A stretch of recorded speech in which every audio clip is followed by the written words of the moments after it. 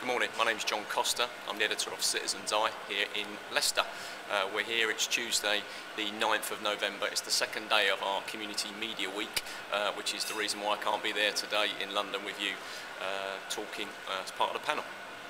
They've asked me to give a little short presentation about what we do here and that, and hopefully you will find it of interest. If you have any questions, feel free to email me, get the email from Joe. 3 years ago, set up Citizen's Eye, a community news agency to cover Leicester and Leicestershire. It's for community groups or individuals or organisations, so the kind of people you've been talking about today, to come together, whether that's faith or no faith, from a demographic group such as LGBT, learning disabilities or old people, and a geographic area, so that might be a city, a state base or a market town, to share all their news and information. And that was 3 years ago. The website has now developed into having 14 other news agencies that are run by volunteers, all of which are issue specific. So we've got the Young Persons News Agency, we do The Wave, which is a young people's 16-page newspaper that comes out in partnership with the Leicester Mercury every month. We've got one for older people, Senior Eye, disabilities, green issues, photography, homelessness, ex-offenders. We've got Citizen's Eye TV, Citizen's Eye Radio, we've got our own magazine.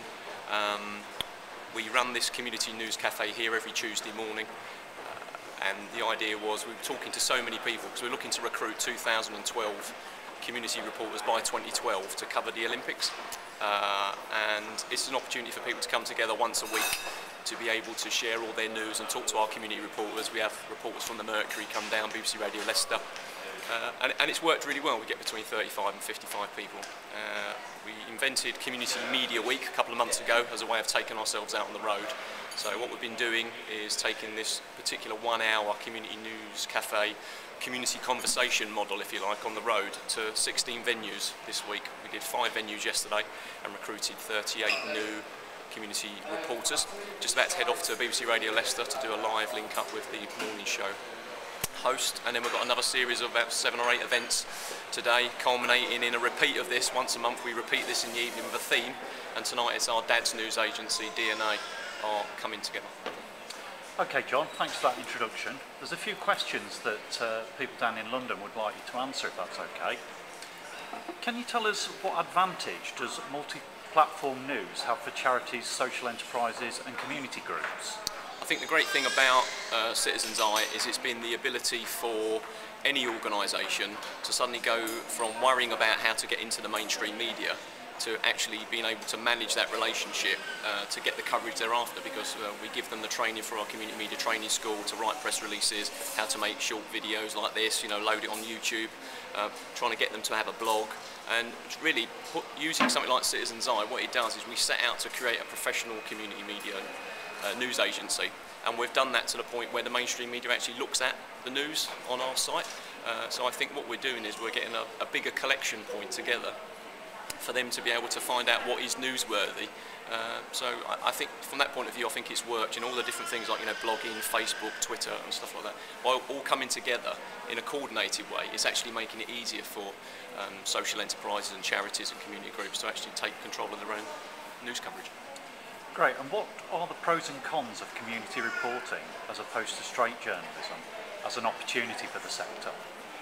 Well, I think when you use mainstream media journalists, obviously they're trained and qualified and they're professional, and they've got understanding of media law and those kind of things. And I think there will always be a place for that. People who say to me, "Oh, newspapers are dead." It's a load of rubbish. Of course they're not. If anything, the value of a newspaper to me, with what I do as Citizen's Eye, goes up. All we're trying to do is collect more information, what goes on locally, on local estate bases and stuff, and with community groups.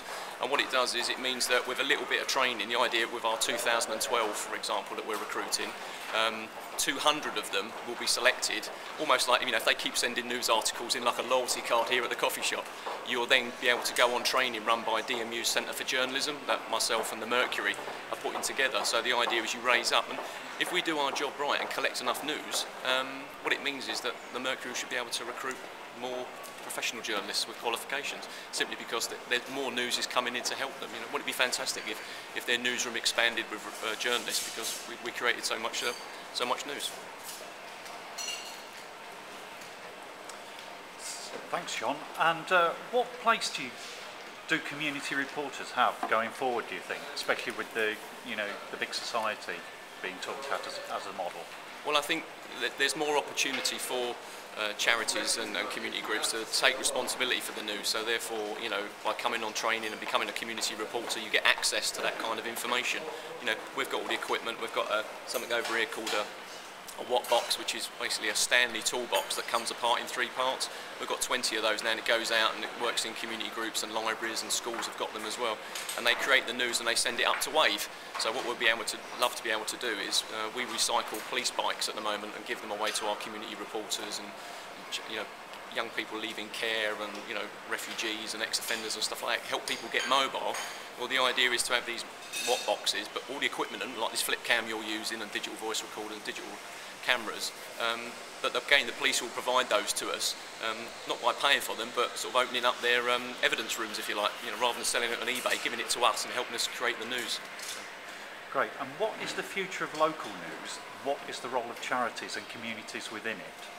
Well, I think it's absolutely key.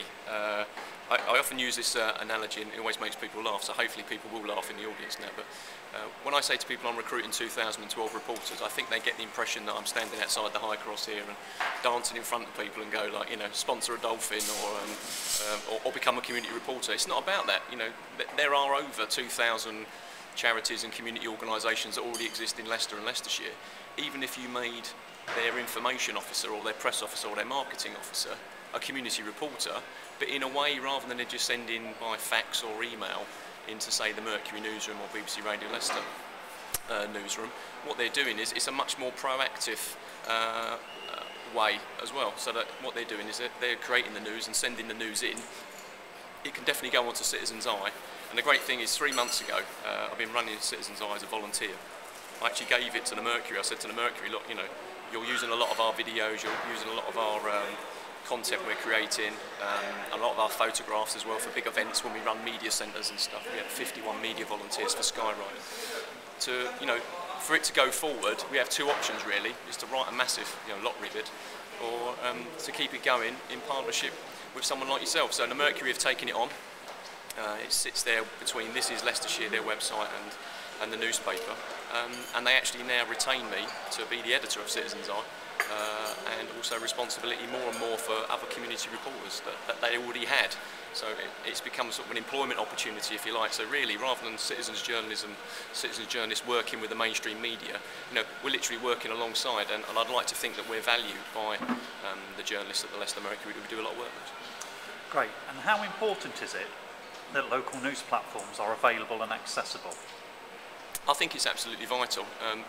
It still worries me, I think, when an adult comes up to you and says, my child has written for the Wave, and it's great. I read the newspaper. I haven't read a newspaper for years, or they've written an article about voting, and I've never voted. Something like that, and it still makes you realise that people don't actually access a lot of news. We assume people, if they don't read a newspaper, they look at television. If they don't look at television, they look at the website, and there's still some people that don't interact with the news at all.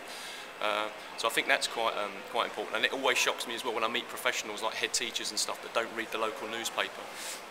And it's not the fact that maybe it's sort of negative, but it's the fact that they lead a large group of people, 50, 60 teachers, and my eldest boy goes to that school, and so I was quite shocked really that, well, I'm here talking to you about setting up a media club or a newspaper club that I can then host a visit to the Leicester Mercury, based on the fact the reason you don't have one is because you don't read the newspaper yourself. So it's quite interesting. I think we're constantly trying to educate people, and certainly with the Wave, people say to us, what is success for the Wave? Well, it's the only written, sourced and edited young people's newspaper in the UK that we can find, possibly the world. And I think success for that is not for it to become every Saturday on its own, standalone in a newspaper. It's almost, rather than it being monthly, it should be quarterly, so it's bigger. But then every 2 weeks in the Leicester Mercury there should be a double-page spread written by young people, maybe a column in their weekly leisure section, because it's about educating young people to engage more with the news. And I think charities, and especially those working with young people now, need to be considering setting up media clubs and newspaper clubs and working with local schools to be able to come together and collectively generate that information, and with libraries and stuff to be able to take responsibility for what people say about it. John, thanks for the interview. No worries. Thank you very much.